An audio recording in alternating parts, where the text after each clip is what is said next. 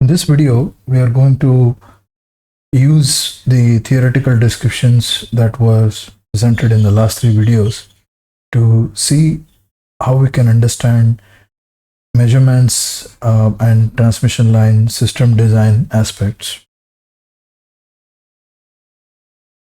First, we'll begin with how the characteristics of a transmission line are experimentally determined. I'm not going to go into the fine details of measurements, instruments, and so on. This is more a fundamental understanding based on your previous theoretical descriptions. So the first sort of experiments usually involve when you have designed or fabricated a transmission line, you would want to measure its characteristics. And if you recollect, the characteristics of a transmission line are its characteristic impedance, the propagation velocity, and the propagation constant. All of these quantities are in general frequency dependent.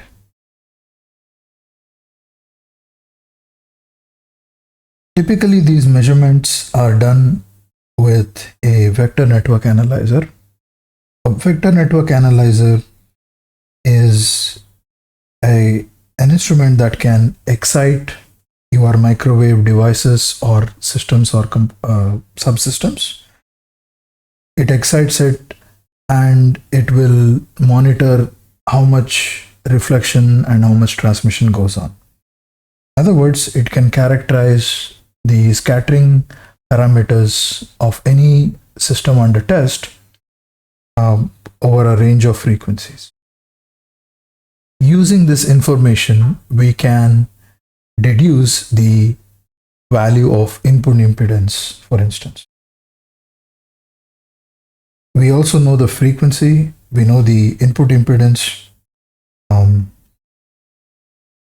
Let us see how this allows us to characterize. The simplest measurement usually takes the transmission line and terminates it with either an open circuit or a short circuit.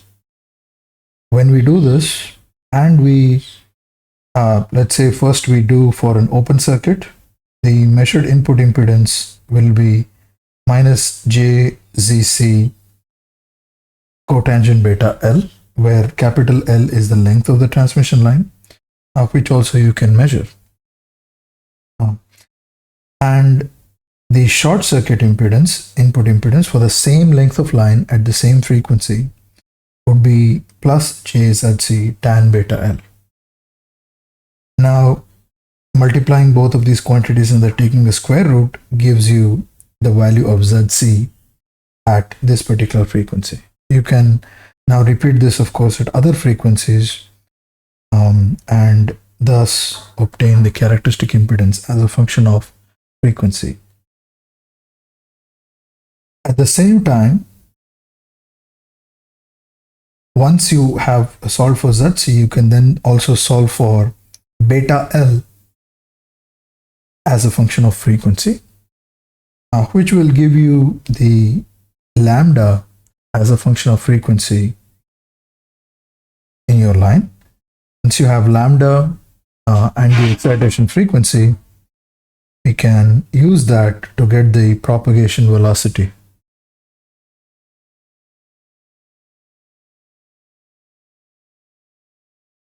Obtaining these three constants completely characterizes the transmission line system. In many cases, you may not be able to really load the transmission line. Maybe you can only do short circuit, or maybe you can only do open circuited transmission line.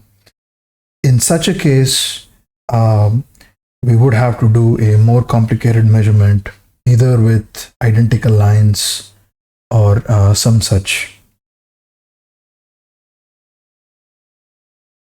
In the early days of microwave engineering, people did not have vector network analyzers, which were really developed in the later parts of microwave engineering. They used an instrument called the slotted line, And what this is it's a transmission line which allows you to probe the voltage at any point along its length.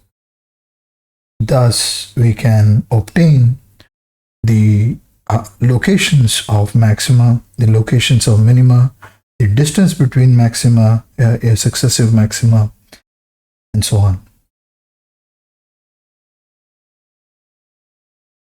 Usually, these setups are also coming with a frequency meter,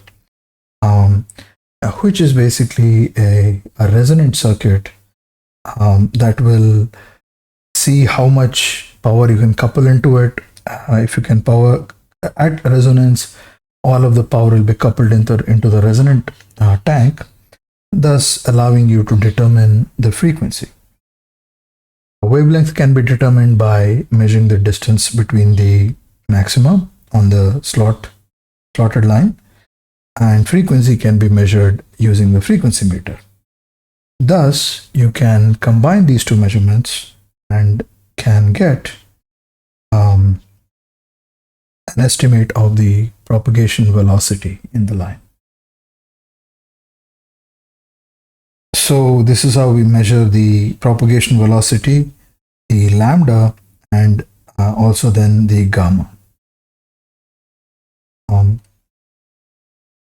Typically, this setup was used to measure known load. Imagine you have a load that is not known and could be changing with frequency as well.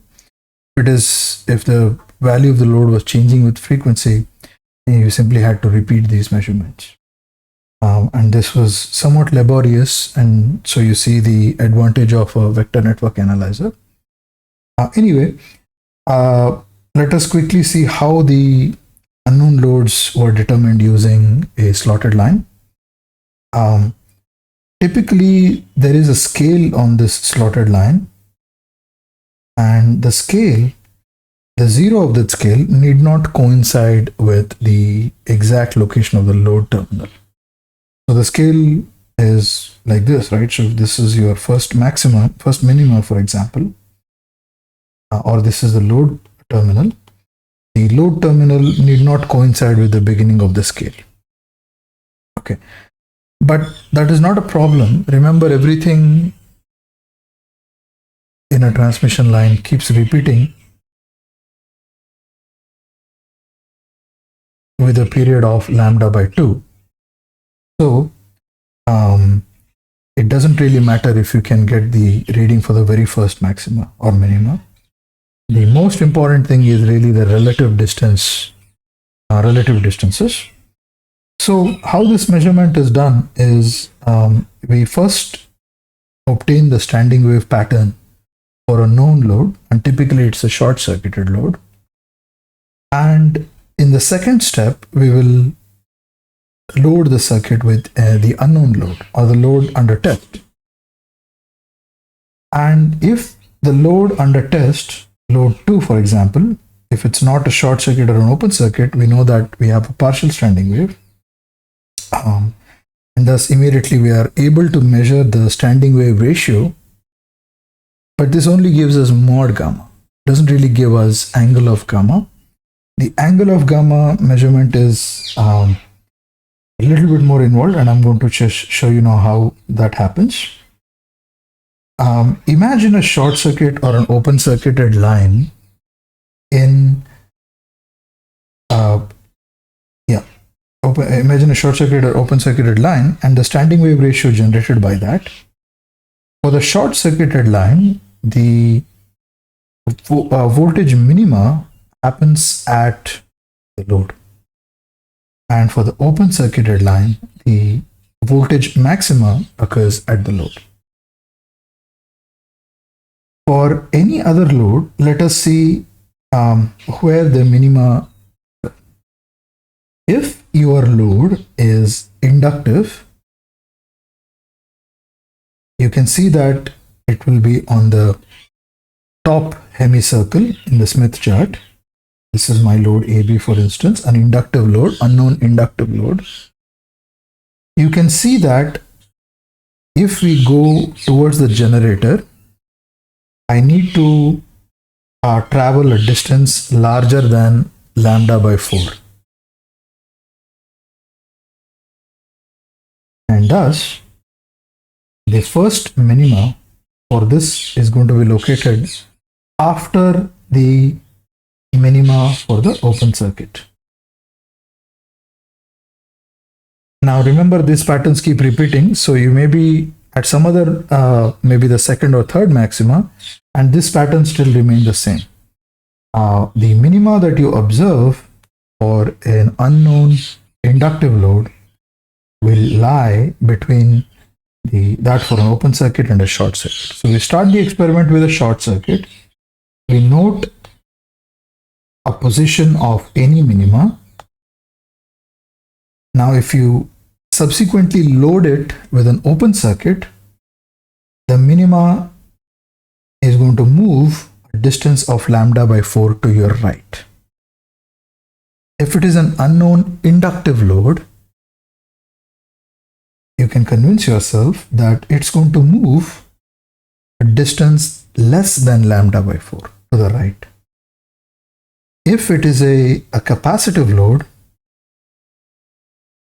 you can see again that it's going to move distance larger than lambda by 4. So we will have this, how much it shifts. That is a measurement you can do. You can do a measurement of SWR with the unknown load. You can also find out the distance between the minima for that particular unknown load and the minima for the short circuited condition. Right? So the black line and either the purple or the green line. That is what the measurements usually entail. We don't do open circuit. I'm just showing open circuit here for you for comparison. If I load it with an open circuit after a short circuit, notice that the minima is going to move to the right by a distance of lambda by 4. If it is a load which is inductive, it's a inductive load, the minima is going to move a distance less than lambda by 4. It is greater than, if it's capacitive, it's going to move a distance larger than lambda by 4. Now, if you, this is something you can measure, and now we, knowing this, can we determine the load? That is the question. And clearly, if I tell you where how much a load has moved, look at this setup here. I'm looking first at the short circuit, one lobe of the short circuit peak, and if the distance that the minima has moved is given by capital D, we know that the distance from the minima to the load is going to be lambda by 2 minus D. Once I know that, come back to your chart and you realize that the voltage minima always happens wherever the VSWR circle cuts the negative real axis. And now we know this one piece of information. We know a second piece of information. The second piece of information says that the distance between the minima and the load is lambda by 2 minus D. So if you want to go to the load, if you are sitting at the minimum, you need to go towards the load a distance of lambda by 2 minus D. You can see that's what I've done here. I'm traveling counterclockwise, which is what you have to do if you're going from a point nearer the generator to the point that is nearer to the load. Equivalently, going a distance lambda by 2 minus D towards the load is same as going a distance D towards the generator. So either way you can do it, and you can see how I can locate the unknown load AB based on the information about how much the minima has moved from a short circuit case. Okay. So this is how people used to measure an unknown load using the slotted line. As you can see, it is somewhat laborious, and notice that you need to repeat this. In order to reduce your error, you might have to do measurements over all the minimum that fall in your scale and take the average and so on. Secondly, you need to repeat this entire setup for a second frequency. So you see how somewhat laborious this situation was. Right. So this finishes experiments that deal with determination of parameters of unknown lines or loads using impedance measurements or standing wave ratio measurements.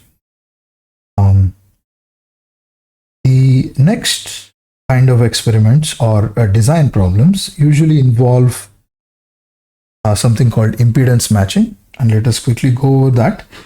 If I have a transmission line and if the load impedance is not matched to my characteristic impedance, then we can see that there is going to be a standing wave. People don't prefer this for several reasons. The one reason is that the price of your cable or of your design, or whatever transmission line you have, its price usually is dependent on the maximum voltage rating. So if you have standing waves, your maximum voltage will swing slightly higher, right? So you need a higher rating cable if you allow for standing waves. So you would ideally not want to allow standing waves, to buy the cheaper rated cables. The cheaper the rate, lower the voltage rating, cheaper the system usually, cheaper the transmission line usually. So that is one reason, main reason why we do transmission line impedance matching.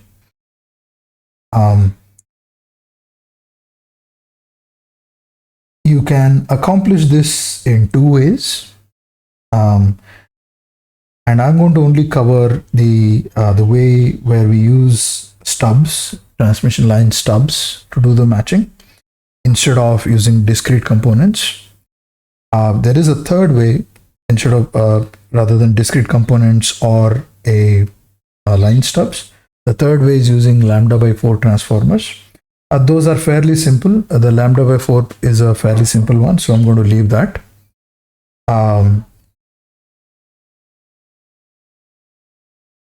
So we will now look at how we can do a series stub or a shunt stub. Basically, in a series stub, I'm going to cut the transmission line in a way and insert another transmission line in series. And after I do this, when you now look at the input impedance from a point behind the stub attachment, we will be seeing that the input impedance at that point will be equal to the characteristic impedance of the line. And if you have done that, then any point at all the points behind the attachment, we will not see any standing wave formation. There still will be standing waves in these portions, but relatively these portions are quite small, and for a large portion of your transmission line, there will not be any standing wave. An alternative to achieve this is to use the shunt stub, where instead of doing a series attachment, I'm doing a stub. This part is the stub which is attached in parallel. Now,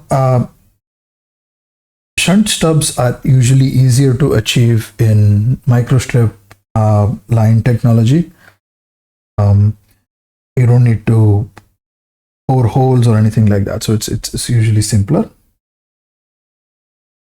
So So here I'm going to focus only on the shunt stub design procedure. The series stub design procedure is going to be reasonably similar. We are going to solve this problem. We're going to set it up first, and then we're going to solve this problem using a Smith chart construction. I'm not going to go and take a specific load. I'm just going to show you the overview of the construction process. However, the conclusion is that such a construction, such a design is possible for any load. That is something that the Smith chart construction will immediately show us.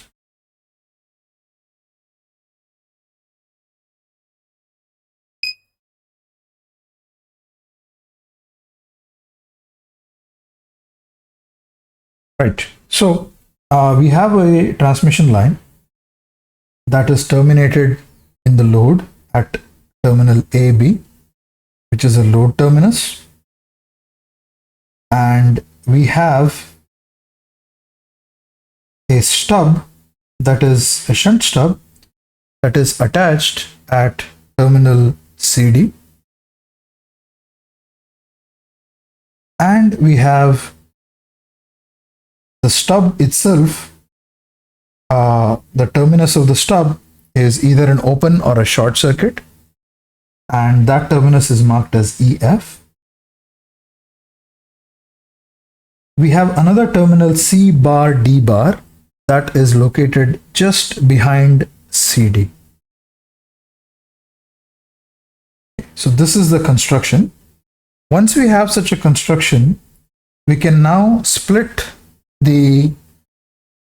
this particular system into three sections. Section 1 is from terminal CD to AB, which is the portion of the original line.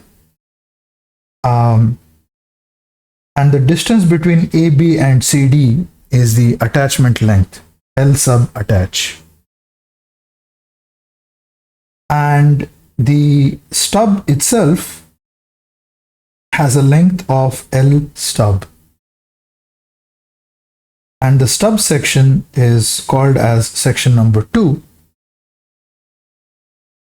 The original transmission line behind the terminal C bar D bar is called the section 3. So we have now these three sections. And all the impedances that I'm going to now talk about are going to be normalized impedance quantities. If our design is to succeed, at the end of this process, we want to have the condition at the input impedance looking at the terminal C bar D bar away from the generator, looking into C bar D bar, should give us the value 1 plus J0 normalized.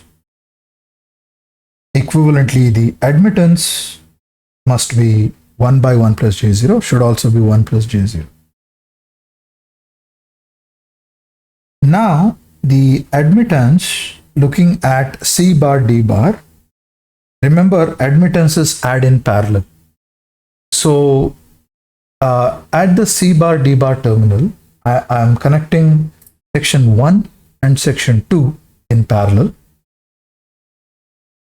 And so, the admittance of what we observe at C bar D bar must be the sum of the admittances that are seen by looking into section 1 from CD and read with another admittance, that is the admittance seen into the section 2 again from CD.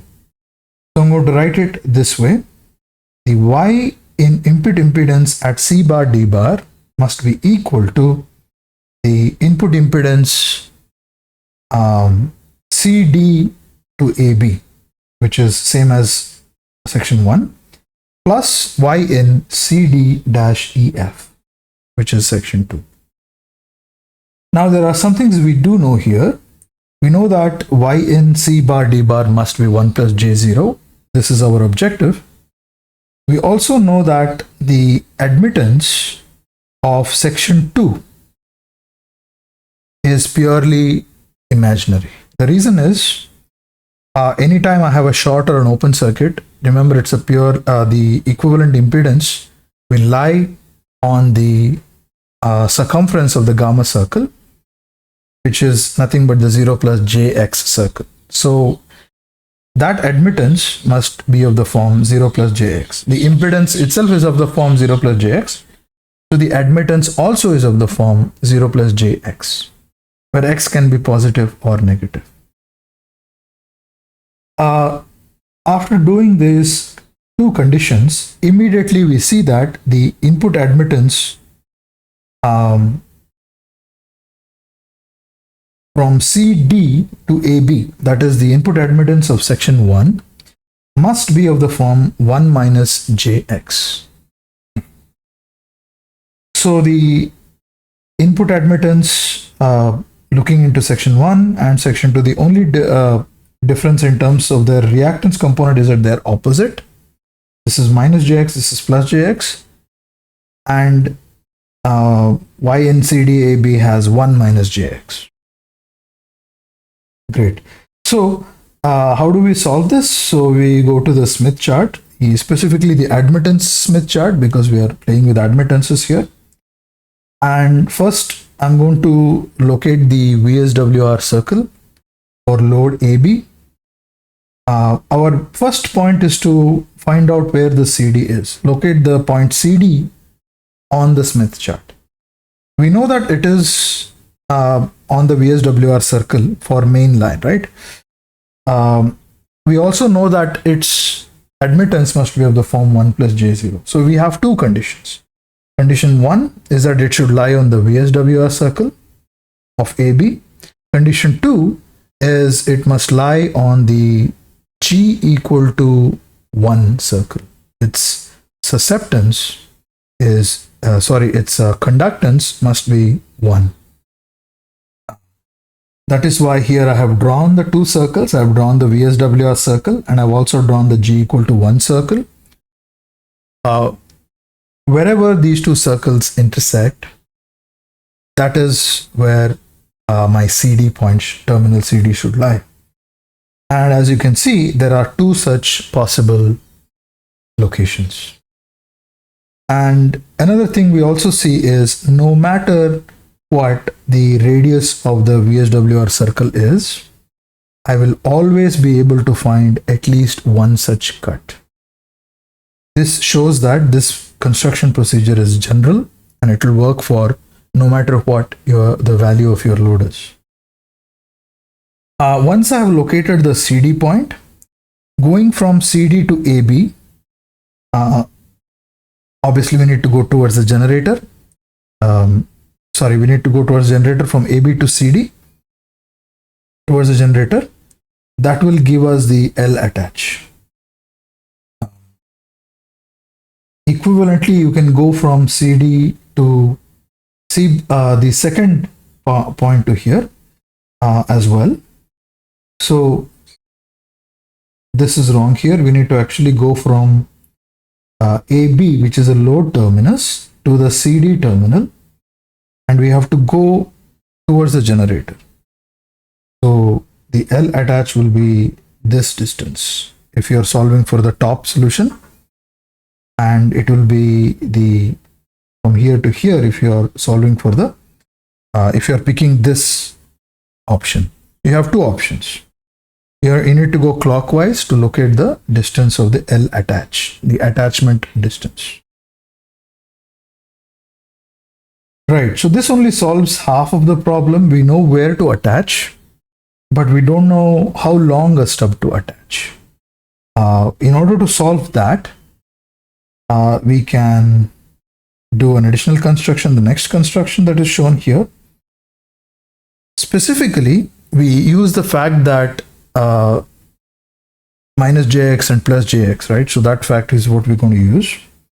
So notice that at CD, the admittance value, the x value is here, and we are going to take the minus x value, right? If you are doing it for the second one, then you should do the opposite, obviously. So this point here on that, this particular point actually is minus of the reactance of the minus of the susceptance of the YCD, Y in CD. So Y in CD dash EF, so looking into section 2, this particular admittance must be located at this point. So we have located that this particular input admittance at CD. When we walk from that to the EF terminal, we would have found out the length of the stub. To walk from CD to EF, we need to go towards the load. And where do we go? It depends on whether you choose an open circuit or a short circuit. In this case, EF, I have chosen the open circuit. And we need to go towards the load. So we need to go anti-clockwise. So basically you need to walk like this. And the distance between these 2 points now is going to give you the length of the stub that you need to use. So another point I want to say is that clearly for any value, this will always be, you can always find any value of load ZL, you can always find solutions for L stub and L attach. So this procedure is a general, Additionally, there are 2 possible solutions for the terminus CD. You would usually choose the one that is shortest, but not always. Remember, we need to have L stub as well as L attach. Usually it's preferred to choose smallest values of both possible. And at each of these possible solutions for CD, I have 2 choices for the stub itself. I can do an open circuit stub or a short circuit stub. So in general, we will have 4 solutions to this design problem. Which solution will you actually choose? To answer that, it depends on what is required of you. If you want to minimize the length of the attachment point, you want to, or maybe in your for your system, short circuit stubs are not possible. So all such things will dictate which of these 4 solutions, 4 design answers will you actually use at the end of the day. So that is a single stub matching. There are more complicated stub matchings, there are double stubs matchings and so on. And the reason for those is, notice that in this construction, we have assumed, we have used a Smith chart, so we assumed the wavelength is constant, right? So generally, if your signal frequency is changing, wavelength will change. And all these attachment points, L attached by lambda, that ratio will change if your wavelength changes. And so this stub will not work if you go away from the design wavelength. How bad will it be? You can check that. You need to redo the construction. You know the distance from CD to AB in terms of one particular wavelength, your design wavelength. Now if I change the wavelength, then CD, AB, that will move. So you need to relocate CD and once again choose a length of stub, same length and so on. I will not work out that example here, but I'm just giving you a hint as to how such a problem may be solved. So these are all narrowband operations. The moment you go away from your design wavelength, these will not continue to give you impedance matching.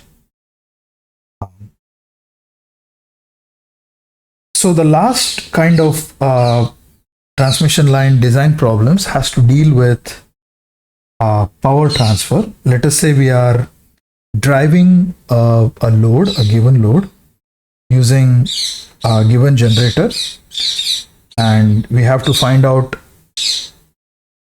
the correct transmission line to do that.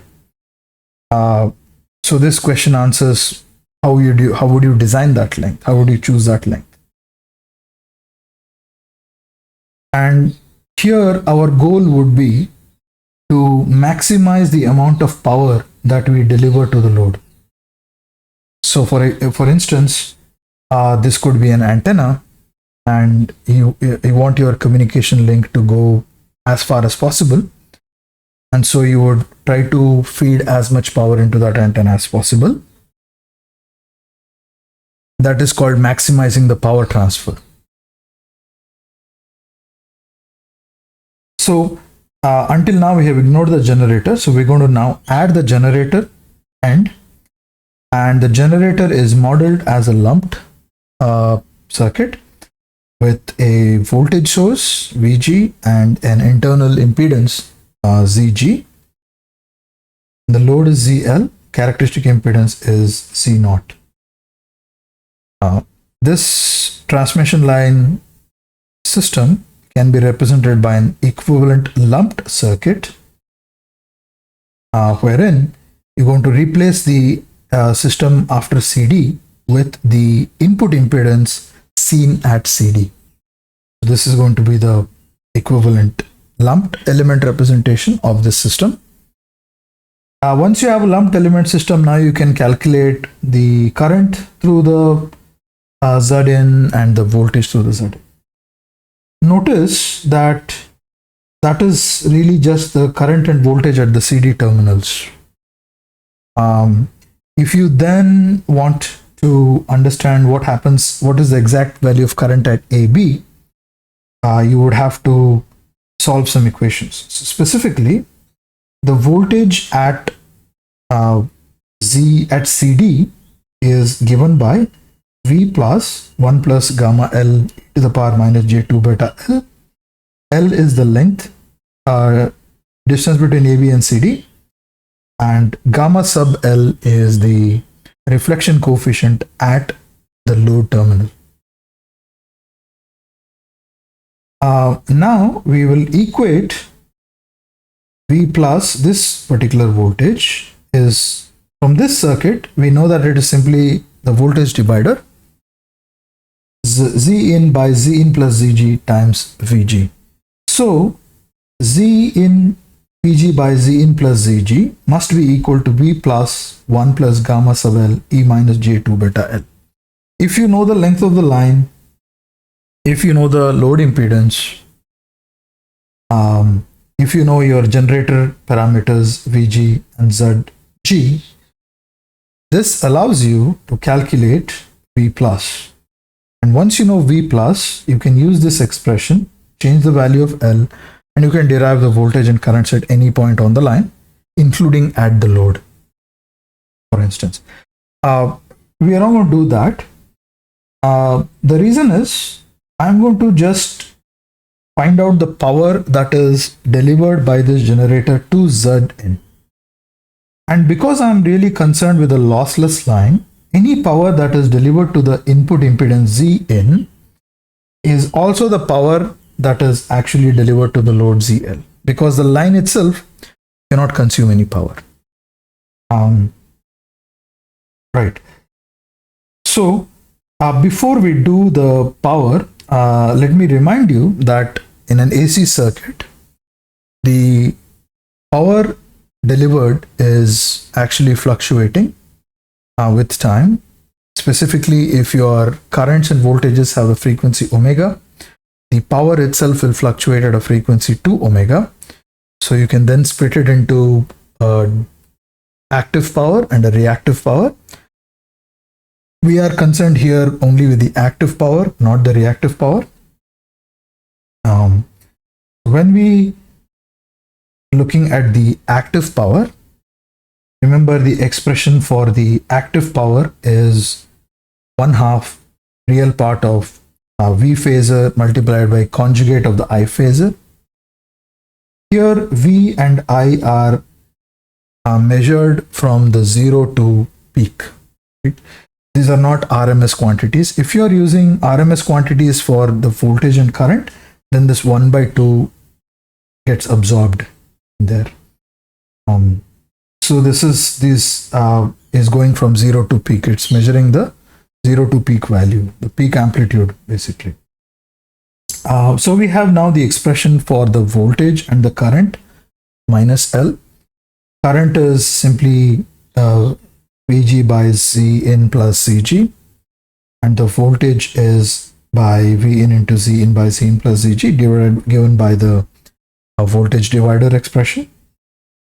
Using these two, we can say that the active power transferred to the load in a lossless line is going to be 1/2 real part of multiply these two expressions.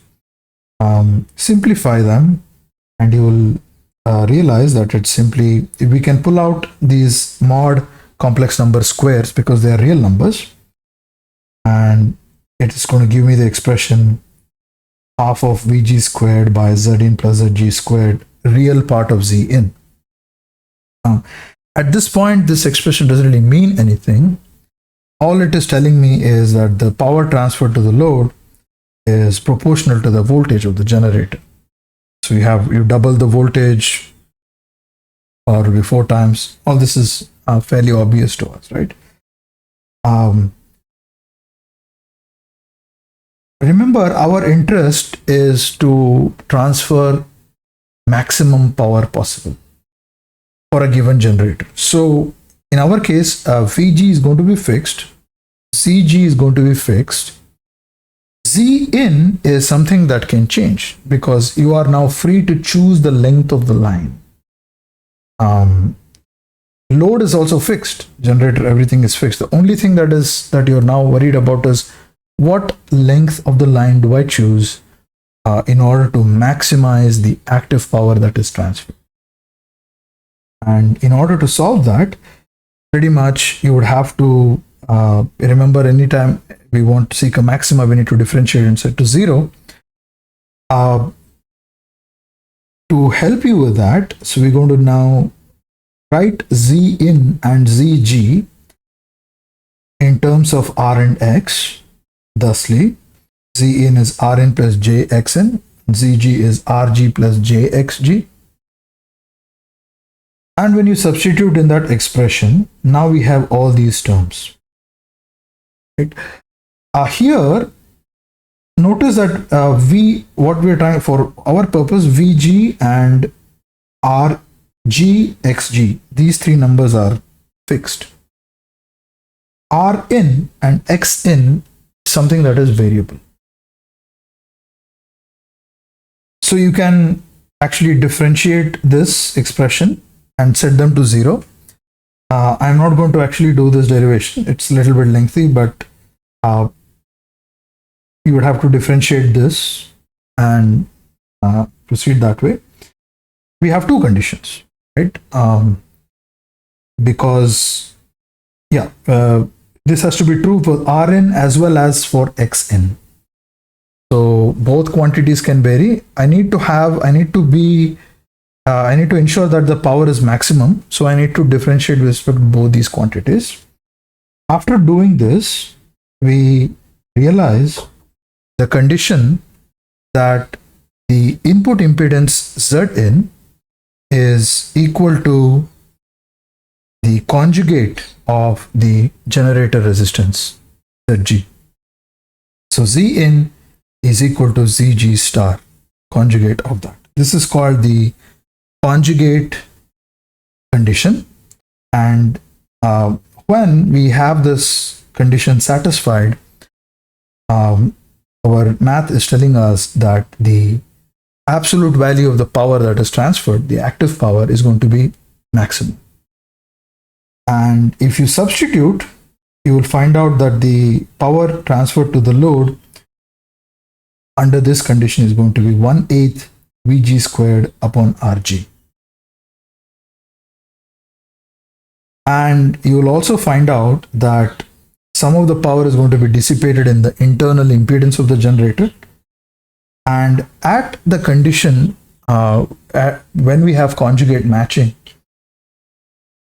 the power dissipated in the internal impedance happens to be equal to the power transferred to the load. So although you are transferring the maximum amount that is possible with this particular generator, you are wasting half of it in your internal impedance of the generator itself. There's nothing you can really do about it. So under conjugate matching, the efficiency at maximum power transfer is given by 50%.